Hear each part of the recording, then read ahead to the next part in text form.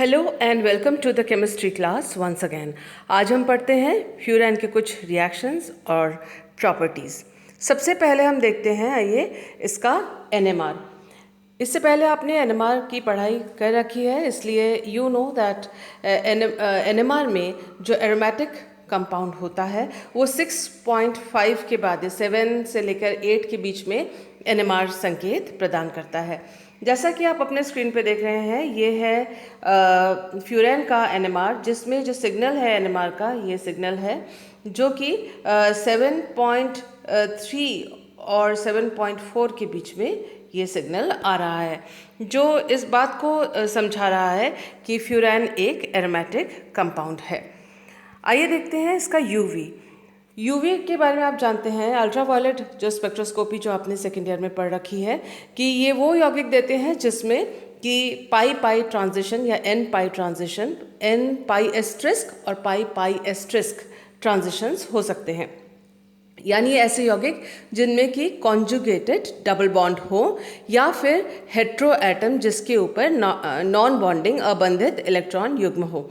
तो फ्यूरैन का जो स्ट्रक्चर है उसमें संयुग्मित द्विबंध यानी conjugated double bond, that is alternate double bond single bond की श्रृंखला है। इसके अलावा इसके ऊपर एक ऐसा एटम है जो ऑक्सीजन है, जो जिसके ऊपर की नॉन बॉन्डेड इलेक्ट्रॉन पेयर है, वो भी ट्रांजिशन शो करता है। इसीलिए आप देख रहे हैं कि यूवी एब्जॉर्प्शन में इसका एक पीक आ रहा है फ्यूरैन का, जो कि इस बात को दिखाता है कि इसके अंदर संयुग्मित द्विबंध यानी कॉन्जुगेटेड डबल बॉन्ड के साथ साथ नॉन बॉन्डेड जो इलेक्ट्रॉन पेयर है वो भी कॉन्जुगेशन में शामिल है।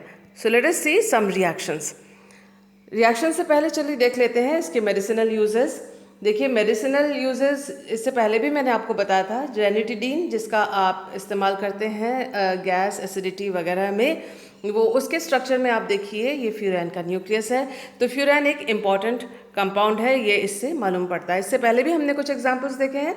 आज एक और एग्जांपल आप देखिए नाइट्रोफ्यूरैंस का। ये देखो नाइट्रो ग्रुप है और इसके साथ में जो है फ्यूरैन का न्यूक्लियस है। फ्यूरैन के न्यूक्लियस के ऊपर ये सब्स्टिट्यूशंस दोनों हैं। आप ये देख सकते हैं कि ये एक मेडिसिनल कंपाउंड है और ये anti infective, anti protozoal compound है। तो इस तरह से हम फ्यूरैन के इम्पोर्टेंस को इस एग्जांपल्स के द्वारा समझ सकते हैं। Now let us see some reactions of furan. Furan के रिएक्शन में जो सबसे पहला है आपके स्क्रीन पे वो है कि फ्यूरैन से हम पायरॉल को पा सकते हैं। तो फ्यूरैन से हमने पायरॉल को कैसे पाया, देखिए। फ्यूरैन का रिएक्शन किया पासिंग फ्यूरैन ओवर एमोनिया। एमोनिया के ऊपर से उसको पास किया फ्यूरैन को in the presence of alumina catalyst. ये है एल्यूमिना कैटलिस्ट Al2O3। तो इसके ऊपर से और पास किया एमोनिया के ऊपर से फ्यूरैन को, जिससे कि ऑक्सीजन एटम की जगह NH इसमें सब्स्टिट्यूट या प्रतिस्थापित हो जाता है। तो हमें मिलता है फ्यूरैन। यदि हमने एमोनिया की जगह प्राइमरी अमीन लिया तो फिर हमें N एल्काइल सब्स्टिट्यूटेड पायरॉल हमें प्राप्त होता है। तो ये रहा पायरॉल, और पायरॉल के साथ ही हम प्राप्त कर सकते हैं, अगर हमने प्राइमरी अमीन लिया तो N एल्काइल पायरॉल प्राप्त कर सकते हैं। So let us see the next reaction. देखिए, फ्यूरैन क्योंकि असंतृप्त यौगिक है तो इसका अपचयन या रिडक्शन किया जा सकता है। कैटालाइटिक या उत्प्रेरकीय अपचयन इसका करते हैं और हमें मिलता है टेट्राहाइड्रोफ्यूरैन, जिसको कि आप कई जो रिएक्शन है जब भी आप पढ़ते हो THF सॉल्वेंट आप देखते हैं, तो ये टेट्राहाइड्रोफ्यूरैन ये है जो कि फ्यूरैन से प्राप्त हुआ, और ये एक इम्पॉर्टेंट ऑर्गेनिक सिंथेसिस में काम आने वाला एक इम्पॉर्टेंट कंपाउंड है, कभी एज अ सॉल्वेंट कभी एज अ रिएजेंट। फ्यूरैन या फिर कोई भी हेट्रोसाइक्लिक कंपाउंड या एरोमेटिक कंपाउंड जो भी होता है, उसके जो एक इम्पॉर्टेंट रिएक्शन है that is electrophilic substitution reaction. Electrophilic substitution reaction में हम पढ़ रहे हैं रीजियो सिलेक्टिविटी। अब रीजियो सिलेक्टिविटी में रीजियो शब्द आता है रीजन या क्षेत्र से, और सिलेक्टिविटी यानी चयन। तो किसी क्षेत्र का चयन, अब यहाँ पर कौन से क्षेत्र का चयन ये देख लेते हैं कि ये जो अगर एरोमेटिक यौगिक है जो कि हेट्रोसाइक्लिक एरोमेटिक यौगिक है और इसमें जो ये X लिखा हुआ है ये सभी हेट्रोसाइक्लिक कंपाउंड्स को रिप्रेजेंट कर रहा है, ये वाला एटम हेट्रो एटम। तो यहाँ X बराबर हम लेंगे ऑक्सीजन, ताकि हम फ्यूरैन को पढ़ रहे हैं वो ध्यान रहे। और आप देख सकते हैं कि इसके अंदर इलेक्ट्रोफाइल, ये रहा इलेक्ट्रोफाइल जिसका आक्रमण हो रहा है। तो एक आक्रमण हो रहा है अल्फा स्टेट पे, अल्फा पोजीशन पे, दूसरा आक्रमण हो रहा है बीटा कार्बन के ऊपर। आपको ये भी मालूम है कि अल्फा कार्बन ये दोनों कार्बन होते हैं और बीटा कार्बन ये दोनों कार्बन होते हैं। तो आप देखें जब अल्फा आक्रमण होता है इलेक्ट्रोफाइल का तो उसमें जो इलेक्ट्रोफाइल के जुड़ने के साथ, रिंग कार्बन के साथ अगर वो जुड़ गया तो जुड़ने के साथ आप देखें जो पॉजिटिव चार्ज आता है वो इस तरह से पूरे रिंग में रिवॉल्व करता, रोटेट करता है या घूमता है। और आप देखें कि इसकी वजह से तीन स्ट्रक्चर्स, रेजोनेटिंग स्ट्रक्चर्स बनते हैं। जबकि जब बीटा कार्बन पर इलेक्ट्रॉन स्नेही का आक्रमण होता है, बीटा कार्बन पर हुआ और रिंग के ऊपर प्लस चार्ज आया, तो ये प्लस चार्ज इसकी वजह से दो रेजोनेटिंग स्ट्रक्चर्स बनते हैं। तो यहाँ तीन बने और यहाँ दो रेजोनेटिंग स्ट्रक्चर बने, तो तीन और यहाँ पर दो। तो इस तरह से ज़्यादा रेजोनेटिंग स्ट्रक्चर बनने से ज़्यादा स्टेबल होता है कंपाउंड, ज़्यादा स्टेबल होता है इंटरमीडिएट। तो इससे हम ये कह सकते हैं कि अगर अल्फा कार्बन के ऊपर इलेक्ट्रोफाइल का आक्रमण हुआ तो बनने वाला मध्यवर्ती अधिक स्थायी होगा, जो कि ये है। और अगर बीटा कार्बन पर आक्रमण हुआ तो बनने वाला मध्यवर्ती या इंटरमीडिएट इन कंपैरिजन तुलनात्मक रूप से कम स्थायी होगा, क्योंकि उसके कम रेजोनेटिंग स्ट्रक्चर्स उस इंटरमीडिएट के बन रहे हैं। तो उसका मतलब ये भी होता है कि अगर कोई इलेक्ट्रोफाइल है तो वो चाहेगा कि वो अल्फा पर आक्रमण करे, यानी अल्फा प्रोडक्ट्स ज़्यादा बनेंगे और बीटा प्रोडक्ट्स जो है वो कम बनेंगे। तो ये इससे ये समझ में आता है कि इलेक्ट्रॉन्स ने ही अल्फा कार्बन पर ज़्यादा जाएंगे। तो ये हुआ रीजियो सेलेक्टिविटी का उदाहरण या उसका एक्सप्लेनेशन। आइए हम कुछ इलेक्ट्रोफिलिक सब्स्टिट्यूशन ऑन फ्यूरैन देखते हैं।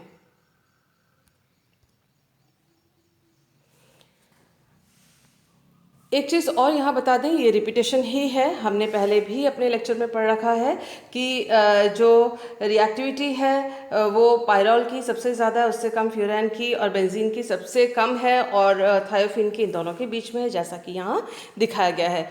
थायोफिन का जो एरोमेटिक कैरेक्टर है वो सबसे ज़्यादा है और इसका इसलिए रिएक्शन भी स्लो है।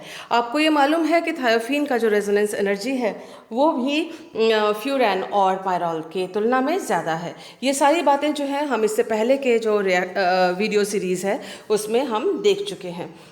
इसके अलावा पायरॉल और फ्यूरैन बहुत ही माइल्ड कंडीशन में, बहुत ही कम तीव्र मृदु कंडीशंस में भी रिएक्शन कर जाते हैं।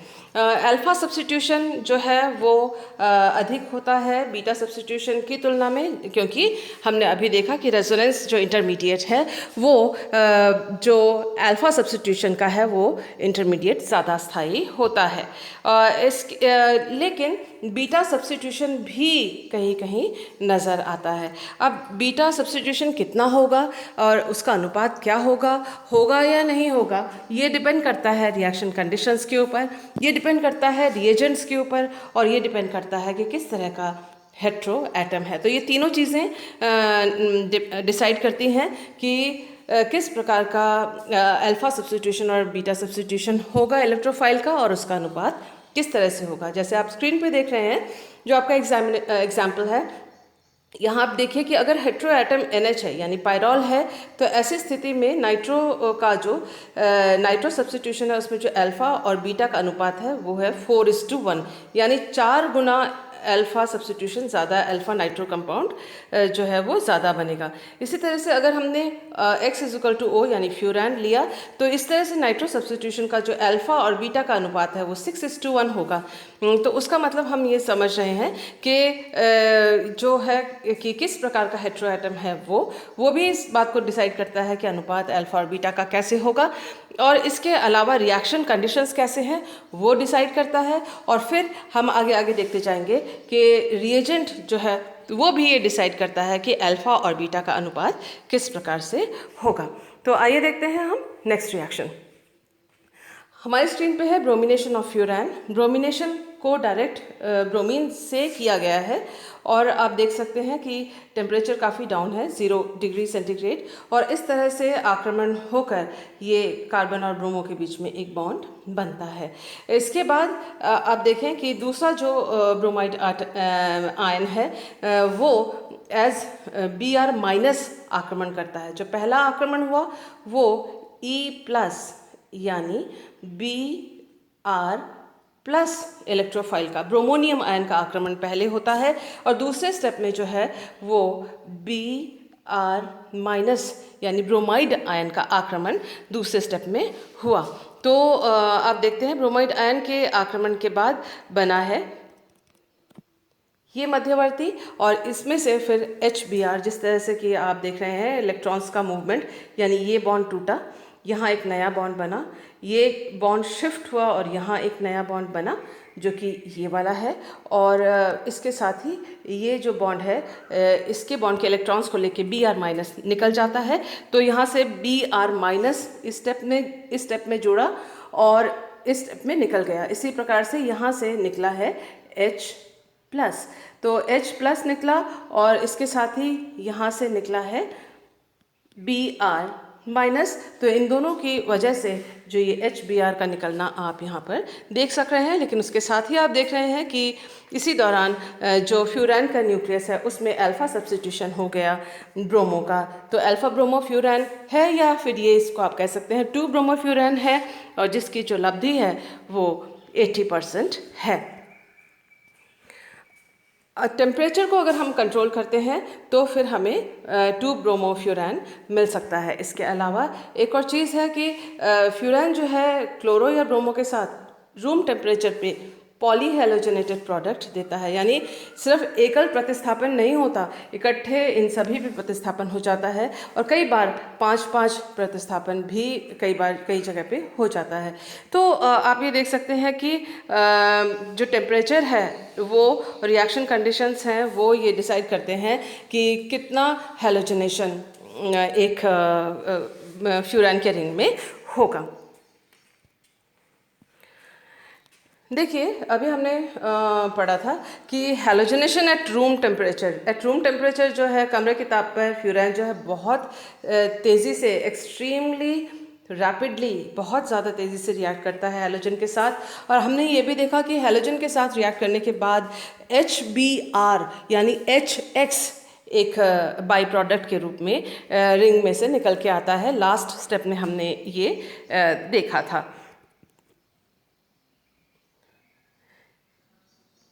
देखिए ये HBr निकल कर आता है। तो ये जो HBr होता है वो जो है लिबरेटेड जिसे कहते हैं निकलने वाला हैलोजन एसिड, वो फ्यूरान का पॉलीमराइजेशन कर देता है। इसीलिए फ्यूरान से अगर हमें हैलो उत्पाद प्राप्त करना है, यानी हैलोजन उसके व्युत्पन्न बनाने हैं, डेरिवेटिव सिंथेसाइज करना है, ऐसी स्थिति में हम फ्यूरान का डेरिवेटिव लेते हैं। जैसे कि हम यहाँ देख रहे हैं फ्यूरोइक एसिड लिया और फ्यूरोइक एसिड में हमने ब्रोमिनेशन किया, और ब्रोमिनेशन करने के बाद हमने डी कार्बोक्सिलेशन किया, CO2 इसमें से निकाला, यहाँ पर CO2 है, ये CO2 निकाला और डी कार्बोक्सिलेशन किया बाय हीटिंग, गर्म करके, और जिससे हमें अल्फा हैलो फ्यूरान प्राप्त होता है, वो भी एकल प्रतिस्थापित मोनो सब्स्टिट्यूटेड। तो ये जो ऐसा इसलिए हो रहा है क्योंकि जो फ्यूराइक एसिड में जो COOH ग्रुप है वो फ्यूरान के रिंग को डीएक्टिवेट यानी उसकी अभिक्रियाशीलता को कम कर देता है। इसी प्रकार से हम ये देख सकते हैं कि जो हम मर्क्यूरिक क्लोराइड को भी के सहायता से भी हम इस तरह से एक इंटरमीडिएट बनाते हैं। ये देखिए मर्क्यूरिक क्लोराइड लिया गया है और सोडियम एसीटेट लिया गया है।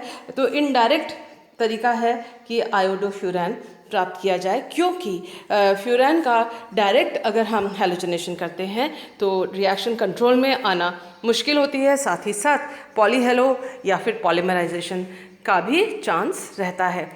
Chlorination of furan at 40 degree centigrade gives 2 chloro and 2,5 dichloro product। 40 degree की ताप पर 2 क्लोरो और 2,5 डाइक्लोरो प्रोडक्ट उत्पाद मिलते हैं हमें। सिमिलरली इसी तरह से 2 ब्रोमोफ्यूरान कैन बी प्रोड्यूस्ड। 2 ब्रोमोफ्यूरान को पाया जा सकता है। फ्यूरान पर ब्रोमीन की रिएक्शन करवाएं अगर 0 डिग्री ताप पर। तो इस तरह से हैलोजेंस का जो है हैलो डेरिवेटिव्स आप फ्यूरान के प्राप्त कर सकते हैं। आइए देखते हैं हम next reaction. Nitration of electrophilic substitution आपके स्क्रीन पे है इस वक्त। यहाँ देखिए कि नाइट्रोएसिटेट एसिटाइल नाइट्रेट के साथ जो है यहाँ पर नाइट्रेशन किया गया है, और ये जो बेंजीन में हम कंसनट्रेटेड HNO3 और H2SO4 लेते थे उसके द्वारा नाइट्रेशन करते थे, क्योंकि बेंजीन भी एरोमेटिक कंपाउंड है और फ्यूरान भी। लेकिन क्योंकि फ्यूरान एक बहुत ज़्यादा रिएक्टिव कंपाउंड है और इसकी एरोमेटिसिटी या रेजोनेंस एनर्जी बेंजीन की तुलना में बहुत कम है, इसीलिए हम इस तरह का स्ट्रॉन्ग नाइट्रेटिंग एजेंट इस्तेमाल नहीं कर सकते फ्यूरान के केस में, क्योंकि इनसे इसका पॉलीमराइजेशन या डिकम्पोजिशन हो जाता है।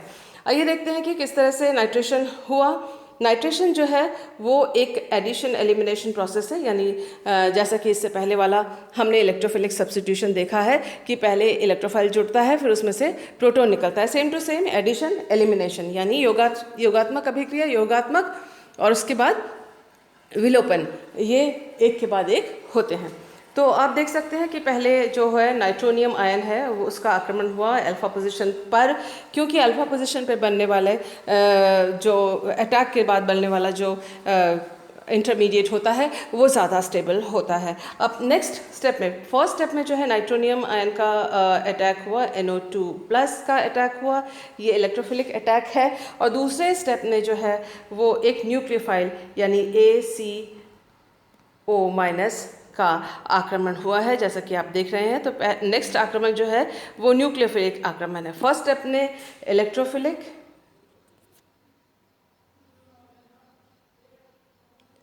और दूसरे स्टेप में न्यूक्लियोफिलिक आक्रमण हुआ। न्यूक्लियोफिलिक आक्रमण जो है एसीटेट आयन के कारण हुआ है, और आप देख सकते हैं कि ये जो एसीटेट आयन है वो प्रोटॉन को निष्कासित करने में या प्रोटॉन का एलिमिनेशन करने में हेल्प कर रहा है। तो ये देखिए सेकेंड स्टेप में कि आखिर में यहाँ पर अल्फ़ा जो दूसरा अल्फ़ा पोजीशन है उसमें एसीटेट आयन लगा, और इस जो इंटरमीडिएट है उसका आइसोलेशन भी किया गया है, उसको आइसोलेट किया गया है यानी पृथक्कृत किया गया है, जिससे कि इस अभिक्रिया का जो मैकेनिज्म है वो साबित होता है, उसका ये एविडेंस है, प्रमाण है। ये इसके बाद देखिए जो पिरिडीन है वो पिरिडीन की सहायता से, पिरिडीन क्योंकि एक बेस है तो वो इस हाइड्रोजन को H+ के रूप में निष्कासित कर लेता है, और ये जो कार्बन हाइड्रोजन बॉन्ड है वो टूट जाता है, और इसके बंध के इलेक्ट्रॉन इन दोनों के बीच में शिफ्ट हो गया, जो कि आप देख सकते हैं कि यहाँ पर एक डबल बॉन्ड इसके वजह से बन गया है। इसके बाद आप देखिए कि ये जो बॉन्ड है ये शिफ्ट हुआ तो यहाँ पर एक नया बॉन्ड बना, यहाँ पर डबल की जगह सिंगल आ गया है, और इसके साथ ही आप देख सकते हैं कि एसीटेट आयन भी यहाँ पर अपने इलेक्ट्रॉन्स लेकर चला गया है। तो जो यहाँ से प्रोटॉन निकला वो ACO के साथ ACOH बना। आपको ये मालूम ही है AC है एसिटाइल ग्रुप यानी CH3C double bond O group है, तो यानी ACOH है CH3C डबल बॉन्ड OH, यानी आप ये कह सकते हैं कि CH3C डबल बॉन्ड O ये है AC ग्रुप, इसके साथ ये है AC और इसके साथ ये ऑक्सीजन लगा तो एसिटाइल और फिर आगे H लगा तो ये एसिटिक एसिड, यानी AC है CH3CO और उसके साथ अगर ऑक्सीजन हो तो एसिटॉक्सी और ये हाइड्रोजन। तो एसिटिक एसिड जो है वो यहाँ पर बाई प्रोडक्ट के रूप में यहाँ पर निकल कर आ गया, और आप देख सकते हैं कि इस तरह से नाइट्रो ग्रुप का प्रतिस्थापन हुआ।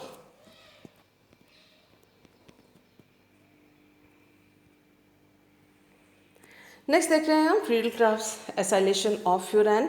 तो हमने फ्रीडल क्राफ्ट रिएक्शन के लिए जो यहाँ पर है एसिटिक एनहाइड्राइड और एक ल्यूइस एसिड कैटलिस्ट का SnCl4 का इस्तेमाल किया हुआ है, और जिससे कि जो एसिटाइल ग्रुप यहाँ पर अल्फा पोजीशन पे लग जाता है। इसके अलावा फॉस्फोरिक एसिड भी कैटलिस्ट के रूप में यहाँ पर लिया हुआ है। टेम्परेचर देख रहे हैं आप, कम है। ये देखिए जो अल्फ़ा और बीटा का रेशियो, यहाँ पर ध्यान देने वाली बात है कि 6800:1, यानी अगर 6800 मॉलिक्यूल अल्फ़ा के बनेंगे तो एक मॉलिक्यूल बीटा सब्स्टिट्यूशन यानी बीटा सब्स्टिट्यूशन का इस तरह से इस पोजीशन पे बनेगा। लेकिन अगर अल्फ़ा के दोनों जो पोजीशंस हैं वो ब्लॉक्ड हो, जैसे कि ये, यानी किसी और ग्रुप के द्वारा अल्फ़ा के दोनों पोजीशंस फ्यूरान में ब्लॉक हैं, तो ऐसी स्थिति में तब जाकर बीटा सब्स्टिट्यूशन होगा। देख रहे हैं आप कि यही चीज़ों का इस्तेमाल किया गया, लेकिन टेम्परेचर जो है वो हाई है क्योंकि बीटा सब्स्टिट्यूशन उतना फेवरेबल इतना आसानी से होता नहीं है। लेकिन ऐसी स्थिति में भी आप देख रहे हैं कि जो बीटा सब्स्टिट्यूशन है उसका जो परसेंटेज है वो हाई है, दैट इज़ 77%। सो इस तरह से एसिटाइलेशन हुआ। नेक्स्ट देखिए कि जो एसिटाइलेशन या एसाइलेशन, एसिटाइलेशन में CH3CO ग्रुप होता है।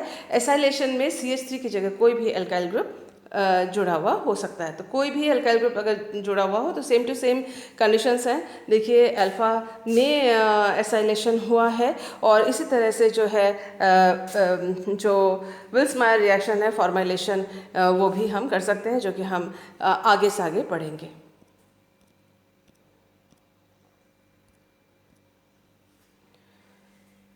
नेक्स्ट देखिए आपकी स्क्रीन पे है सल्फोनेशन। सल्फोनेशन जो है वो pyridine sulphur trioxide, this is SO3, यहाँ पर 3 लगा हुआ है, सल्फर ट्राइऑक्साइड पिरिडीन का, उसके साथ हम इसका रिएक्शन किया गया है, और जिसकी वजह से जो है 2 कार्बन पर, सेकेंड कार्बन या अल्फा कार्बन पर सल्फोनेशन हुआ है। इसके साथ ही दोनों जगह पे भी अल्फा, दोनों जो पोजीशंस हैं 2 और 5 दोनों पे भी सल्फोनेशन हो सकता है फ्यूरान का। नेक्स्ट देखते हैं प्रोटोनेशन रिएक्शन। प्रोटोनेशन में आप देखें कि ये प्रोटोनेशन जो है वो भी, क्योंकि इलेक्ट्रोफिलिक सब्स्टिट्यूशन है इसलिए वो भी अल्फा पोजीशन पे प्रोटोनेशन हुआ, और प्रोटोनेशन के वजह से जो कार्बोनियम जो इंटरमीडिएट बनता है उसका भी रेजोनेटिंग स्ट्रक्चर्स होते हैं, और अल्टीमेटली जो है वो जो ये भी एक रेजोनेटिंग स्ट्रक्चर है प्रोटोनेशन का। अगर वो बीटा पोजीशन पे अगर इसका अटैक होता है तो इसमें आप देखिए कि इसका अगर हाइड्रोलिसिस करते हैं तो सक्सिनाल्डिहाइड, यानी इसमें आप कह सकते हैं जो हो रहा है वो है रिंग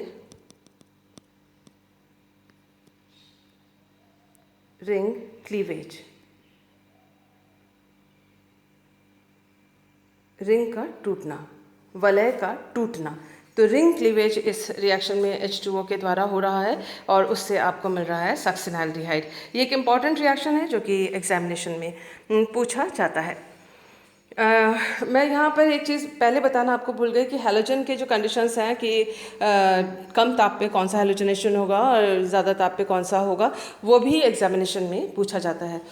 नेक्स्ट कर रहे हैं हम एल्काइलेशन, जिसको आप फ्रीडल क्राफ्ट एल्काइलेशन या के नाम से भी पुकार सकते हैं। आप ये देखिए आपके स्क्रीन पे है फ्यूरान, और फ्यूरान का एक लुइस एसिड या ZnCl2 कैटलिस्ट या एसिटिक एसिड के प्रेजेंस में इस तरह से क्लोरल के द्वारा जो है, हाइड्रेट के द्वारा जो है वो कार्बन कार्बन बॉन्ड बन रहा है, वो भी अल्फा पोजीशन पे। इसके अलावा एक और कार्बन कार्बन बॉन्ड जो है यहाँ टेट्रा ब्यूटाइल ब्रोमाइड, ये एल्काइलेशन है प्रॉपर। तो यहाँ पर देखिए आप एल्काइलेशन भी किया जा सकता है। टेम्परेचर जो है वो यहाँ पर 78 डिग्री सेंटीग्रेड है, और सोडियम कार्बोनेट जो है और सिलिकॉन डाइऑक्साइड की उपस्थिति में यह अभिक्रिया हुई है। तो एल्काइलेशन भी फ्यूरान का किया जा सकता है। एल्किनाइलेशन एक और रिएक्शन है। ये एल्किनाइलेशन सिर्फ ये कॉम्पिटिटिव एग्जाम्स के नज़रिए से इम्पॉर्टेंट है। इसमें देखिए कि फ्यूरान के अल्फ़ा पोजीशन पे एक एल्किनाइल ग्रुप जुड़ा हुआ है। तो एल्किनाइल ग्रुप जो है वो alpha intramolecular alkynylation at furan alpha और beta position by an alkyne occurs.